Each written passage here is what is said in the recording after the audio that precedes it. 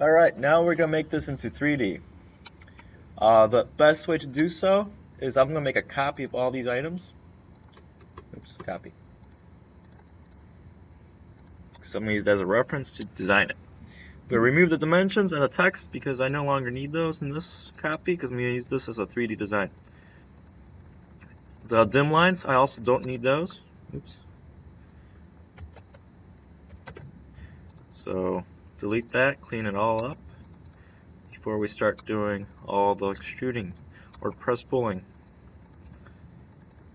Now, instead of doing the same thing with the right side, what I did with the left, removing the dim lines, I'm just going to delete it. Just mirror this one. Yeah, I get lazy sometimes. Alright, the front view is just a reference, nothing else. You don't need that. So, we do press pull. You can type it in. Press pull, and it'll pop out. Press pull. We start with the top piece, let's say. We type in 0.75 for the thickness, and enter. It's there, it's done. We'll go to an isometric view so you can get a better view of it. Isometric, you see it, and then I'm going to change the view to conceptual. There we go, top. Next one, press view, and press pull. There we go. Next, 0.75. Next. This one we don't want to do because we want the holes, so we gotta watch out on this one. But we'll go to this one, 0.75. 0.75. To do this, I would, since we don't want the holes don't go all the way through, I'll move the holes on the Z coordinate system.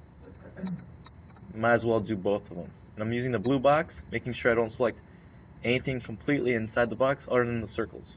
So you see that toe kick, it's not completely selected, so it's not going to be selected. Use the Z coordinates, I'm moving it up. You can only do this when you're in a conceptual view and an isometric view, so make sure you do that before you do.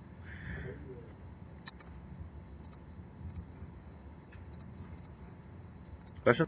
Alright, so we have that. Circles are moved out. We can press pull this now. Press pull. There we go. This one's 0.75.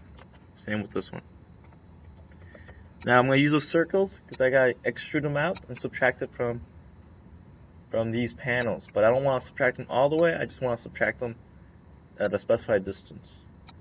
I think I made a quick mistake because I should have left them in the location at least, or somewhat so I knew where they were located. I don't know what height they are right now, so it's going to be a problem. So, it's alright. I have my 2D design right here. I can use that as a reference. Let's delete these circles. Yes. So I have that. I'm going to go back to these 2D designs. I'm going to take these circles right here. I'm going to copy them over. Remember, I only select the circles, not the lines. I'm going to use the copy command. Use a corner for a reference point.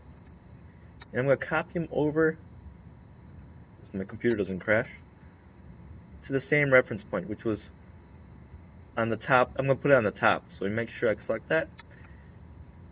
Now you guys can't see it, but their holes are right there. I'm going to just do a select again, change their color so you guys can have a better view of them. The other ones are here too. I don't know why you can't see them. Maybe I didn't select them. Oh, they're array. Yeah, these change colors because they're not array. These are arrays, so they won't change. Problem with array is you cannot extrude them. What you need to do with the array? Explode, that is correct. So you select the array. I think I kind of... There we go, I just had it. I'm going to change the color of this so I can catch the array better. There you go. You can see the circles. Change that. Instead of all this formation, I'm just going to go to modify and explode. Done. Now I can select them and convert them to a different color. Like so. Do the same thing with the other side. Select all these. And again, if I accidentally selected, a line, it's alright. All I have to do is hold shift and it deselects it. And the other one's array, so I'm just going to select it. Copy, use a point, reference point, a corner, the easy one, and you hit the corner on top. I select the circles. One is array, one is regular. I can change the color for one. The other one I have to select and explode. Modify, explode. And I change the color again. There we go. Now I need to extrude both of these and subtract them out. We're going to extrude them out about 0.5, so half an inch, because our thickness is 0.75. So we're going to extrude, go to draw, modeling, extrude. Select those, extrude down. Oh, see that there's a 2D sketch in there, so it selected that, and that's a surface it's trying to extrude. So you gotta be careful about those things. So again, draw, modeling, extrude. We do a blue box, and almost everything. There we go, got them all. And I'm gonna type in a distance of 0.5. Oh, didn't go the right way. Went on the z-axis on a positive. That's alright. It's a simple fix. We select all of them again. We zoom in closer. We can do two ways. We can do move command from center to center, or you can do a move command and go 0.5 down, since we know the height as a reference. Do the same thing with this. We select all the circles, go to draw, modeling, extrude. We go try typing in negative, maybe 0.5 should work, and it went down, so we don't have to worry about that same issue. We learn from our mistakes pretty fast. Once you have that, what we want to do is subtract it. So you want to go to modify, solid editing, subtract.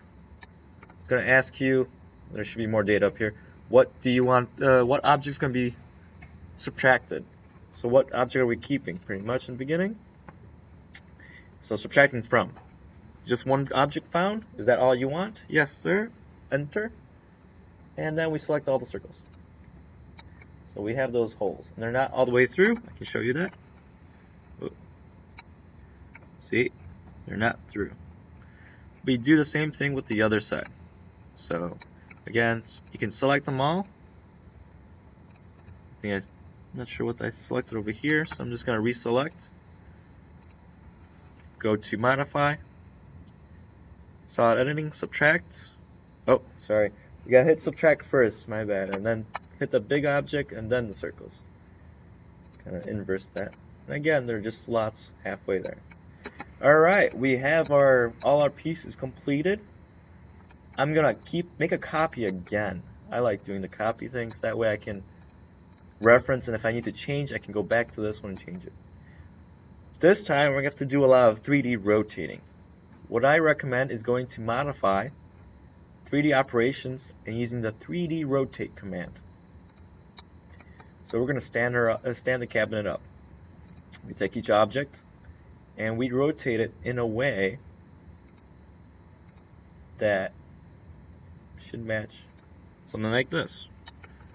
And you click space, you can select the next object, hit space, and it goes back to the command. So you can rotate all of them in without going back all the way to modify 3D operations.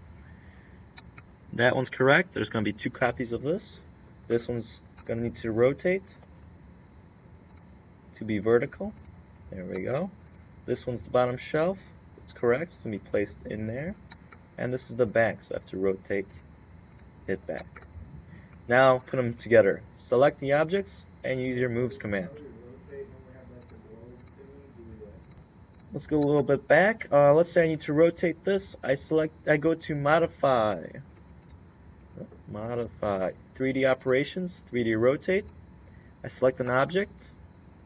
I click enter, and then this gizmo shows up. This is where you want to select an axis. The red axis is the X axis, green is Y axis, and blue is Z axis. So it references itself to the references to the axis you have. So you use one, and it's like rotating a ball. If you have ortho on, you can do 90-degree rotations. Yeah, you click on the circle, red, green, or blue, and then you move your mouse, away in a 90-degree angle, so that way it understands how you're rotating it. You can only rotate on that reference, and you can see the shaded area. It shows you what angles it's rotating at. 180, 90, 90, so forth. I can do the red one, so also, which rotates backwards. You can play around with that until you get to the exact positioning you like, and then we use the move command. When you do use move, make sure you use reference points. The corner here will attach to the corner here. The corner of this one will attach to this corner. This support, countertop support, will connect to these in-between corners. We'll make a copy of that to be attached. Uh-oh, the holes are on the right side. You're right. I have them reversed. This one should be on this side, this one should be on this side. Good catch. Alright, move them out. At this point, it doesn't matter what distance, because you're going to move them back into position using a reference point. We do that. See, sometimes you work too fast, you make mistakes. Okay, there it is. Move that from the bottom, because I want to snap it to the bottom of this. And then it's the toe kick bottom. It's the bottom of that. It all fits. You can see there's no interference. I could probably remove these 2D drawings because they are getting really annoying. So be careful not to remove anything you need.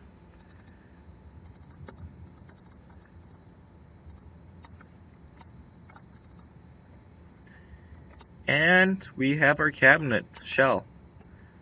So once we're done with that, and there's no interference, no size problems, we can start drawing our drawers or doors.